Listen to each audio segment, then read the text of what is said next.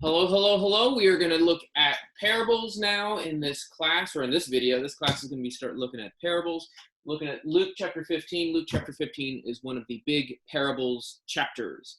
In fact, it has three parables. One of them is a really big, well-known parable, and the other two almost everyone knows as well. So it's an important chapter to know. It's an important chapter to remember. I suggest that you memorize it.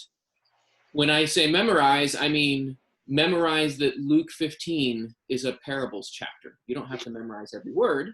You can just open it up and read it. But memorize Luke 15 is where we find the parables of lost things. So if you have your Bibles ready, you can read along, or you can look at my screen sharing.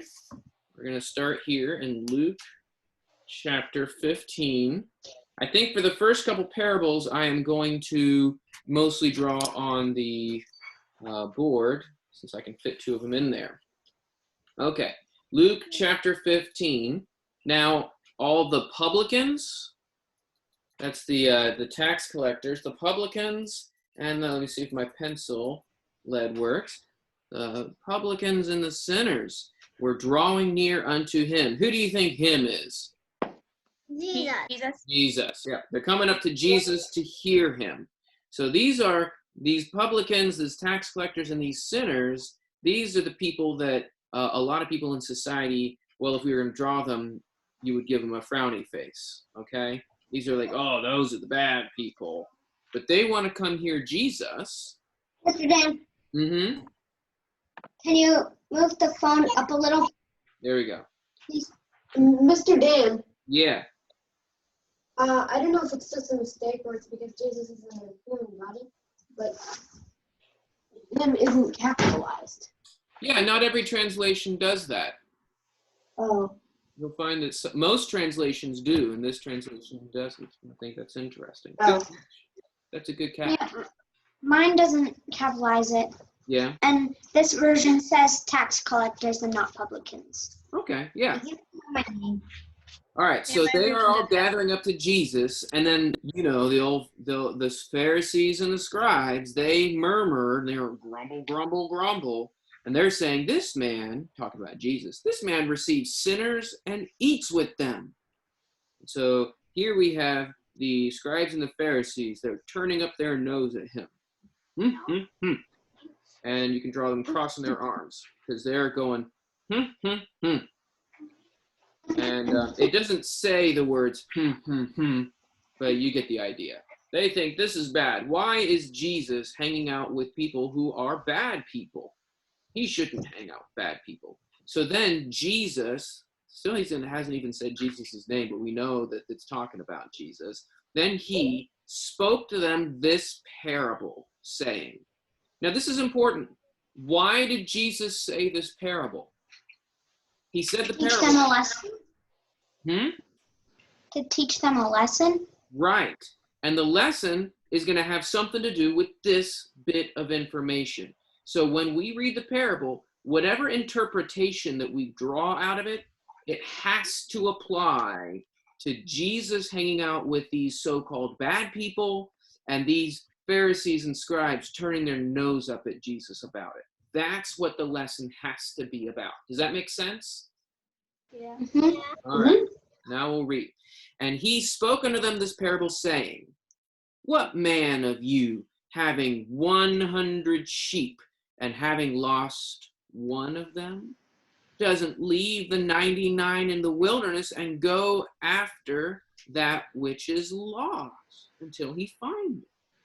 And when he has found it, he lays it on his shoulders, rejoicing. And when he comes home, he calls together his friends and neighbors, saying unto them, rejoice, rejoice with me, for I have found my sheep which was lost. That's the parable. And then here's Jesus' little bit of a conclusion. I say unto you that even so there shall be more joy in heaven over one sinner that repents, more than over the 99 righteous persons which need no repentance. He gives us a little conclusion. Conclusion. Barely read my writing, but that's okay. Okay, so now I'm going to do the stop sharing and we're going to draw on the board, but I need you guys to narrate back to me what happened in the parable. Tell me the story of the parable. A shepherd had 100 sheep. He lost one, and he went to go find it and left all the others behind. And when he found it, he asked the other people to rejoice. Yeah, like he had a party for finding one little lost sheep. Mm-hmm. So this is how you draw a sheep, right? We've been drawing. Now we have to draw them with the right number of eyes and horns. Okay, just Yeah. right. None of those 7-horn ones anymore. All right, if you want to take the time to draw 100 sheep, you can. This is my trick to draw a lot of sheep.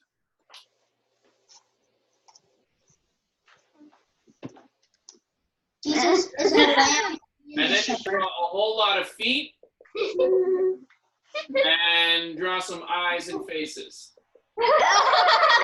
They're getting really close to each other. How does that sound? And this, Yeah, you could add some lumps on it, like some go down and up.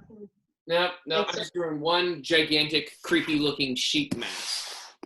All right, but one of them. Like a big forest with a lamb bigger than it. Oh, it does look like a lamb forest. And this is the guy. I'm going to say that this is the guy that gets lost, and he goes off and he gets lost, and then you got to draw the man. I think I'm just going to draw the man.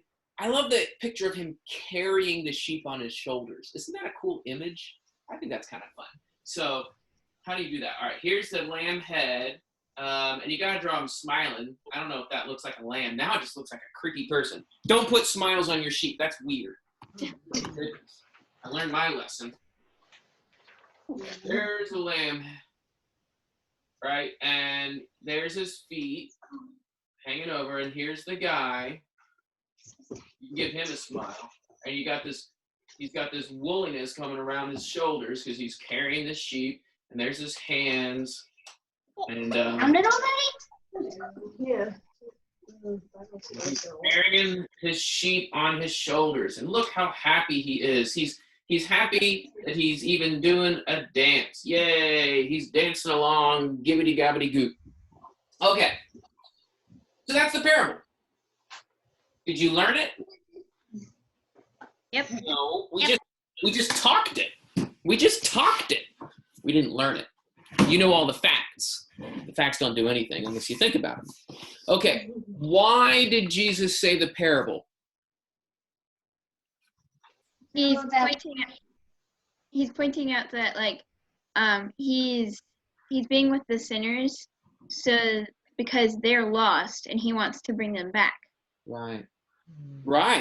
Maybe we should draw some sad people in the middle, right? Because that's part of the story. It just changes the concept if you think about it. Yeah, like I like to draw the parable and then reality, like the reality. Yeah. Yeah, he changed the way you're supposed to think about it. Yeah. Instead of sinners that are bad, they're lost and could be innocent, but they're just lost and they can't get back. Right. And it really is supposed to get, I like how you said that, just change the way you're thinking about it, right? There's that line, it says that when the man finds his sheep, he rejoices. And when he gets back into town, he wants everyone to rejoice with him. And does everybody rejoice? Mm-hmm. Yeah, people do. People do. Do you think the scribes and Pharisees would rejoice if their friend found a sheep? No? Not I if it's think they very probably would. Like, oh no, you lost some money. You lost a sheep. I think that that's kind of scary and sad. If people care more about pet dogs than people, I mean, I love my dog. I love my dog. You have a dog? Yes, I have a dog. That's why I love him. Or people who have their cat, or people who like to help protect wildlife that's out there. I think that that's wonderful, and I love animals, and I love interacting with them. But I have to remember that people are the ones we're supposed to think about and care about.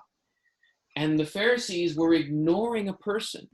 a bunch of persons and making fun. And Jesus says, I'm going to read verse 7 again. I say unto you that even so there shall be joy in heaven over one sinner that repents more than over the 99 persons which need no repentance. So in the way this story goes, this guy, this is his favorite sheep. A lot more than he likes these, don't you think? These 99, he's glad he has them, but this is the one he's really excited about. And we need to remember that. If I am a lost sheep, I want to be found and I want to be protected and I want to be loved. If I'm one of the 99, I should stop thinking that I'm the coolest dude in the world. Because I'm not. You guys know that. I'm not. And I need to not be so full of myself. All right, well now let's read the next parable. Let's see. Oh, I haven't clicked on the button yet. Here we go. Is it working? Here we go. Here we go. All right. See if when we read through this parable, because it's very similar, those of you who remember it, see if you can figure out what is the different. Does it teach a different message than the one we just did? Or what woman having 10 pieces of silver, 10 coins, right? If she lose one piece, does not light a lamp and sweep the house and seek diligently until she find it. Seek diligently until she find it. And when she has found it, she calls together her friends and neighbors, saying, Rejoice with me, for I have found the piece which I had lost. And here's the message again. Here's the little conclusion that Jesus gives us. Even so, I say to you, there is joy in the presence of the angels of God over one sinner that repents. Okay. I think I noticed something different. What's different? That is, the last one was about the value of a sinner, but this one's about the value of all. Value of all? Silver. Yeah. Yeah. But still, it's with this one, it's a 100 sheep, and with the lady, it's 10 coins. What else? Anything similar or different? Well, she One of several goes missing, and it's very important to the person to find it. and when she does find it, she calls a party, or she calls lots of people to rejoice with her. Yeah. Because she just found a coin. Mm-hmm. Oh, Charlotte told me a story of a lady who lost a coin, but she finally found it, and she told to her other neighbors and friends, "Come rejoice with me, for I have found my coin." Oh no, that was my coin looks really orange because I don't have gold. Okay. Well, is there a new lesson that we should learn from this, do you think, or is it the same lesson? I think it's the It's same. the same. I didn't word the thing I said right.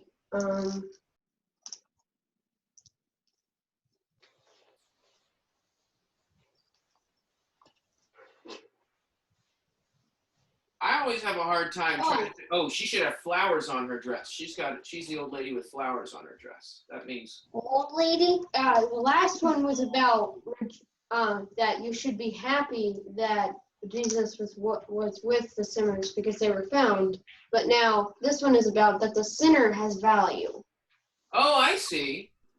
That's a good point. That's a good point. I like that. That there's value. Okay.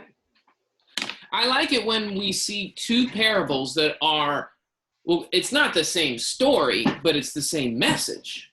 And I try to think, okay, what new thing do I learn? I don't know. That's a good one, though, about worth. That's a good idea. That's a good idea. Let's see. Well, that's all I got on that. Any other thoughts about that parable before we move on to the last one? All righty. This is the longer one, right? The parable. A lot of people call this the parable of the prodigal son. I like to call it the parable of the lost son because it's a lost sheep and a lost coin, and because the parable is about two sons, isn't it?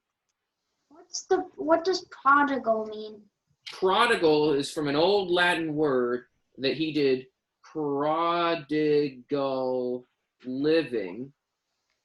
And that word isn't necessarily in the Bible, but it describes living of spending money and buying alcohol and living it up and just living a reckless life of spending and wastefulness. Does that make sense? So that's why they often call it the prodigal son, because he's doing prodigal living. I thought it was the lost son. At first, I thought it was called the prodigal's son, but it's actually the prodigal son. Yeah. Like the prodigal is prodigal. Son. Right. Yeah. It's not Mr. Prodigal had two boys. Right. Okay. All right. A certain man had two sons, and the younger, I think that's an important thing to remember. The younger of them said to his father, "Father, give me the portion of thy sustenance that falls to me," which is old-fashioned language for give me my inheritance, okay? And he divided unto them his living. And not many days after, the younger son gathered all together and took his journey into a far country. And there he wasted his substance with riotous living. There's another synonym for that prodigal living, okay? He didn't necessarily start going on riots, but it was riotous living. Okay, so let's just start drawing that. I'm not going to draw on the board. So here we have, here's a dad, and he's waving because he's a happy guy, and he's got two boys. Honestly, they shouldn't be this much shorter than him because if they're old enough to go live on their own, then they're not that little, but you get the idea. There's boy number one. You can see that he's boy number one because he wears a shirt that says number one. And boy number two, and you can guess how I know his name. Okay, so there they are. Boy number two is the one that gets the bag of money. Why do you think it's boy number two? Because he's younger? Well, why? Why does that make a difference? Why does Jesus tell the story that it's boy number two? I think he asked for it, right? Yep. Oh, Why because does the Jesus say Pharisees. that number two asks for it instead of saying that number one asks for it? Because Jesus is telling the story on his own. Think about that. We'll come to that at the end. Think about why it's number two that wants the bag of money. So then he goes out and he does riotous living, which means he's probably buying wine glasses. And if you buy wine glasses, that means you're probably also getting wine, right? So he's getting wine, and let's say he's gambling. Well, I don't know how to draw a gambling game, so I'm just going to draw. Some people gamble with dice, so I'm going to draw dice. And there's the chips for gambling chips. And he's probably not eating well, so here's just a bag of chips because he's only eating bags of chips because chips. Were chips even invented then? Don't ask good questions like that. All right. Gambling. Okay, so he's gambling and he's drinking and he's eating chips. Okay, so that's his riotous living. And when he had spent all, okay, so how much of this money did he spend? All of it. All of it. So that's a lot of chips. So how much money does he have left over? Zero. Zero. That means he is not smart. That means he is not smart, right? He spent all his money on wine and chips. After he had spent all, there arose a mighty famine in that country, and he began to be in want. In want is a fancy old-fashioned way of saying what? How do you think he began to feel? Like he wanted food? Yeah. Yeah. He was needy. He was hungry. He was maybe homeless. He had no food. So he had a really good idea. He went and joined himself. He got a job, one of the citizens of that country, and that man sent him into the field to feed swine. Swine is an old-fashioned word for what? Pigs. And he would fain have been filled with the husks that the swine did eat. I love that line. It's such an old-fashioned line. He wanted to eat pig food, and no man gave unto him. This is something that I've noticed for a long time, that he wanted to eat what the pigs ate. Does it say he did eat it? No, he just wanted it. Imagine being so hungry that you wanted pig food, but you were not allowed to eat pig food. So now we get to draw pigs. That's why you need to be careful with your money. Yeah. Here's a pig, and he's a happy little guy, and he's got a big old bun, and pigs have those little trottery things, so you can put trotters on them. I'm just drawing a circle with a snout and a curly tail. And piggy wig tail, and this one looks like he's jumping, but his belly is barely off the ground. I mean, he kind of walks, right? And here Oh, is- it looks like he's running. I'm drawing one eating. here's boy number 2. I bet you can guess why you know he's boy number 2. Yeah. All right, so he is feeding the pig scraps and pods. That's like, you know how you would shell peas and you take the peas out of the pea pod? Yeah. And the people eat the peas, and they would feed the pods, which is nothing, to the pigs, and he wishes he could eat pea pods. And he's throwing up his hand in the air because that's how hungry he is. You can give him sad eyes and a frown and a tongue sticking out. And I don't know why I gave him dumpy legs. There, I'll give him feet. Now he looks a little bit better. All right. Now, just for fun, you can remember he's working with pigs. So that means he's probably now covered with dirt. You can put pig mud. Mr. Dan, Yeah?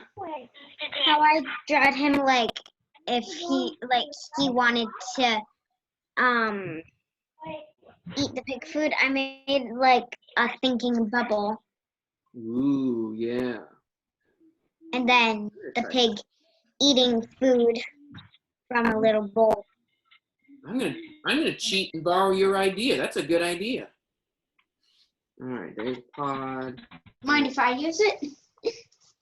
Yeah. Good idea, Eva. No. Yes, I mind means no, you can. There. Oh, he's so hungry for pig pods. Oh, have you ever wanted pig pod? No. Oh. I need it before. I'm making him wish he was a pig. Mm. That's a pretty good one That has too. him kneeling. That's a I pretty mean, good He's one. so too. weak and hungry. All right, now here's one of the most, I'm going to start reading again. You guys keep working on your dude. This is one of the most important phrases in the whole Bible. But when he came to himself, some translations have came to his senses. Have you ever heard that phrase before? Come to your senses or come to yourself? Yeah. Yeah.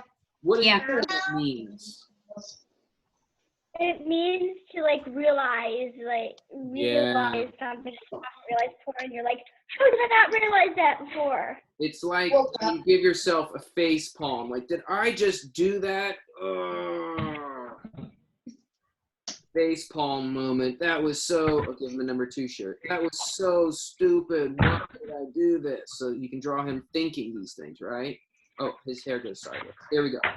But when he came to himself, he said, how many hired servants of my father have bread enough and to spare, and I perish here with hunger? Even the servants back home had more food than he has right now. I will arise and go to my father, and I will say to him, this is so cool. In fact, I'm going to use the yellow because I love what he says. He does such a good job. Father, I have sinned against heaven and in your sight. Is it easy to go up to your mom or to your dad or to somebody important and say, I have sinned. That's No. That's really hard to say. That's the first thing he's going to say. I have sinned. I am no more worthy to be called your son.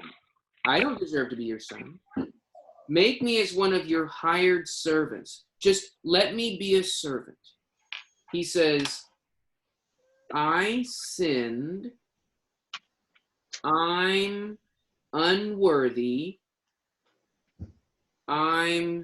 He's asking to be a servant. I'm just going to say I'm a servant to keep the rhythm. Or I'll serve. Ooh, that's probably better. I sinned. I'm unworthy. I'll serve. That's a really, really good confession. I sinned. I'm unworthy. I'll serve. If you messed up, these are the things that you need to say. Now, you might not have to actually be somebody's servant, but you do need to help them, especially if you sinned against them. These are really important things that I want you guys to think about. He arose and came to his father, but while he was yet afar off, his father saw him. How did his dad see him afar off, do you think? Maybe it was, maybe dad was up high, or That's the always sun. been my thought. I have this image of the dad looking out this window, this tall window. He's looking for his son. He's looking. Now, did the father go out and just keep giving the son more money while the son was acting like a nincompoop? No. But was the father waiting and ready to help the son? Yeah. That's what God's going to do with us. God's not just going to give us more money to act like morons. But if we turn around and say, God, I sinned. God, I'm unworthy. God, I'll serve. Don't you think God is looking for us? Yeah. All right, while he's yet as far off, his father saw him and was moved with compassion and ran, fell on his neck and kissed him. Hey, who's hugging who? Who's kissing who? The dad's kissing the son. The dad is doing it to the son. Wow. And the son said unto his father, let's see if he says it. Father, I have sinned against heaven and in your sight. I am no longer worthy to be called your son. Did he get to say, let me be as your hired servant? He said, I sinned, I'm unworthy. He doesn't even get to say, I'll serve, because the father said to his servants, bring forth quickly the best robe, right? And he can draw a robe. I don't know if I'm good at drawing the best robe, but I can draw a robe. Bring forth the best robe, put it on him, put a ring on his hand. That would be a big ring if you put it on your hand. I think it means finger, right? Ring on his hand and shoes on his feet. You can give him big old, like, Air Jordans if you want to. That'd be cool. Air Jordans are cool.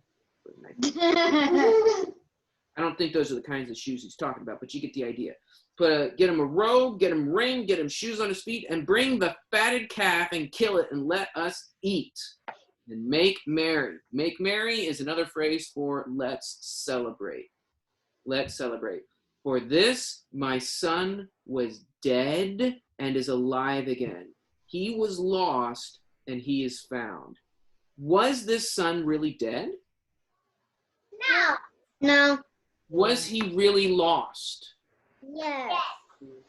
Well, Yep. like, was he lost in the woods? No. No. Don't you think the dad might have been able to go out and find him in that country? Yeah. That's what I think is so amazing. He didn't really die. He didn't really get lost in the woods. But when you are away from the Father, you're dead. When you are away from the Father, you're lost. And you might like your dad on earth. He might be a really good guy. But not everybody has a really good dad. And, you know, maybe you think, well, my dad's made a couple mistakes. Do you think God's ever going to make a mistake? No. God's perfect. And if we ever go away, we're dead. If we ever go away, we are lost from him. And we don't want to be that way. and they began to make merry. I'm going to do little explosion marks of excitement and joy. Yay, because he has a new robe, ring, and Air Jordans. Yay. Okay, so parable of the lost son. Is he lost anymore? No. Ooh. Now his elder son, remember how the brother was older? His elder son was in the field, and as he came and drew nigh to the house, he heard the music and dancing. And he called to him one of the servants and inquired what these things might be. And he said unto him, your brother is come, and your father has killed the fatted calf because he has received him safe and sound. Basically, he's describing the celebration. But he, the older brother, he was angry and would not go in. And his father came out and entreated him. But he answered and said to his father, lo, these many years do I serve thee, and I never transgressed a commandment of thine, and yet thou never gavest me a kid that I might make merry with my friends. A kid is a baby goat. The older brother complained. Did the older brother work hard the whole time? Yeah. Yeah. Yep. Yeah. Did the older brother obey? Yep. Did the older brother act like a good brother? Like a good son to the dad? Uh-huh. Yeah. Is this acting good and well? No. Isn't that No. interesting? The older brother is the good son, right? He never ran away. He never wasted the money. He's the good son. Is he acting like a good son, though? Nope. No. No. I think this might be part of why Jesus chose to use the younger brother goes away and the older brother stays home. If you're an older sibling, I'm the oldest sibling in my family, then you're the smartest and you know everything.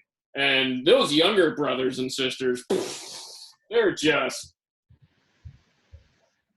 Isn't that a terrible attitude? And I'm kind of looking at some of the older siblings in these different streams. I know who you are. It's easy for older brothers and older sisters to get that kind of a grouchy attitude of, well, I was good. And I think that that's one of the reasons that Jesus makes the story that way. I think it's really interesting. I think Well, that. Well, what does the father think? What does the father think? But when this, the son is still talking, sorry. But when this thy son came, which has devoured your living with harlots, you killed for him the fatted calf. And he said unto him, here comes the father, okay? Son, thou art ever with me. Is it true? Was the boy with the father? Is that good? Yeah. Yeah. And all that is mine is thine. Is that true? Mhm. Yeah. But it was meet. That means appropriate. It was right to make merry and be glad, for this thy brother was dead and is alive again, was lost and is found. This is the point. Was the older brother a good brother? Yeah. He was. Now, right here where he complains and he gets distracted by this complaining, that's not good.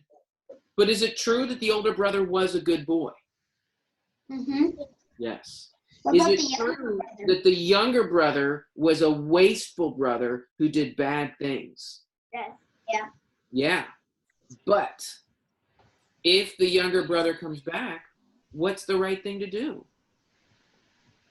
Celebrate. With everyone else. Be happy, Happy, to celebrate, to rejoice.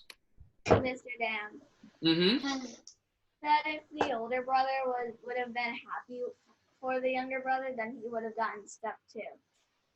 Probably. So what do you think is the important lesson? What do you think is the point? Why does Jesus want us to learn these parables? Because he wants us to be with him. He wants us to be with him. I think that's right. Because what if that older brother stayed grouchy, do you think he would stay with the father? Mm-mm. He might always work for his dad, but do you think he will be with his dad? No. No. If we don't love and get excited to help out those who aren't, where's the purple person? Those who are lost, then we're going to be like that older brother, just grouchy, always in the field and being grouchy, and not with our Father, and not with each other either. All right. Any questions about the parable before we close? I have a comment. Mm-hmm. So the older brother, when he says, when he's talking about, like, he's come back and, like, you never even gave me a goat, but you gave me, you never even gave me a goat, but you gave him the fat calf. He also said, your son, rather than my brother. He didn't give the connection between him and his brother. He gave the connection between, he said, your son. Yeah. Isn't that sad? Yeah. I mean, raise your hand if you have a sibling that acts annoying. All right, now raise your hand if you've ever been a sibling that acted annoying. I mean, come on. You got to love your brothers and sisters. And if you stop, you're going to get yourself into trouble. And if you stop and think about it, you know, I'm not perfect, am I? We need to help each other. I have a comment. Oh, comment? Go ahead. Go ahead. Like the older brother, so today I in my Bible video for school, I learned about not, like, you shouldn't really be, it's not good to be jealous. Mm-hmm. And the older brother was very jealous of his brother. And Yeah. he was like, but I worked for you, but you never gave me this. I did all the work. Yep. Yep. Jealousy is a really bad thing. That's a really good connection. Thanks for bringing that up. All right. Well, I'm going to have to close it for that. I appreciate you doing the parables with me. And that was fun. Take it easy.